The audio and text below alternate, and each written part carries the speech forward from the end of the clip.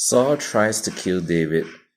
1 Samuel chapter 19. Samuel now urged his servants and his son Jonathan to assassinate David.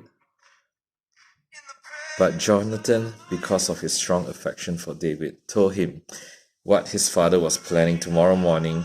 He warned him, "You must find a hiding place out in the fields. I'll ask my father to go out there with me, and I'll talk to him about you.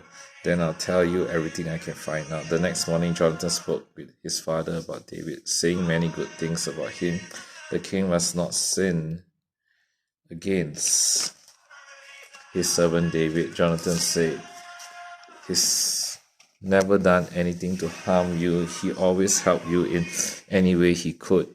Have you forgotten about the time he risked his life to kill the Philistine giant, and how the Lord brought a great victory to Israel as a result? You were certainly happy about it then. Why should you murder an innocent man like David? There is no reason for it at all." So Saul listened to Jonathan and vowed, "As surely as the Lord lives, David will not be killed." Afterward, Jonathan called David and told him what had happened. Then he brought David to Saul, and David served in the court as before. War broke out again after that, and David led his troops against the Philistines. He attacked them with such fury that they all ran away. But one day, when Saul was sitting at home with spear in hand, the tormenting spirit from the Lord suddenly came upon him again. As David played his harp, Saul hurled his spear at David, but David dodged out of the way, and leaving the spear stuck in the wall,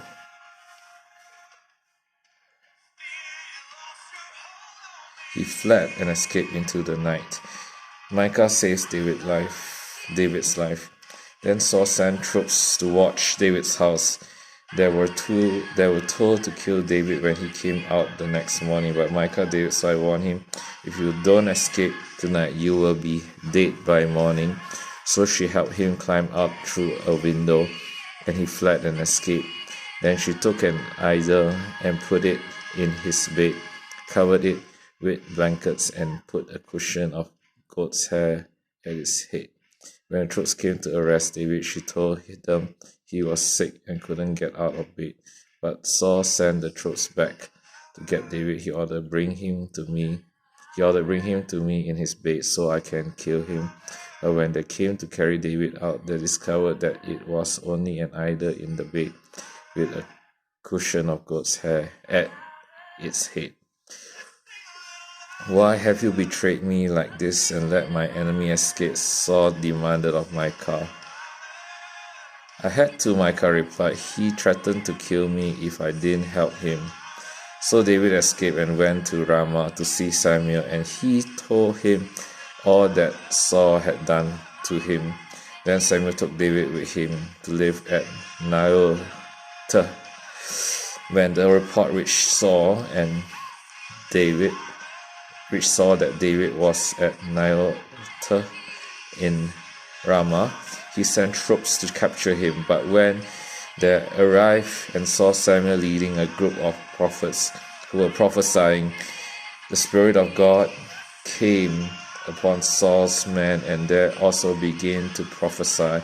When Saul heard what had happened, he sent other troops, but they too prophesied. The same thing happened a third time. Finally, Saul himself went to Ramah and arrived at the great well in Sechu. "Where are Samuel and David?" he demanded. "Are they at Naioth in Ramah?" Someone told him. "No, they are at Naioth in Ramah," someone told him.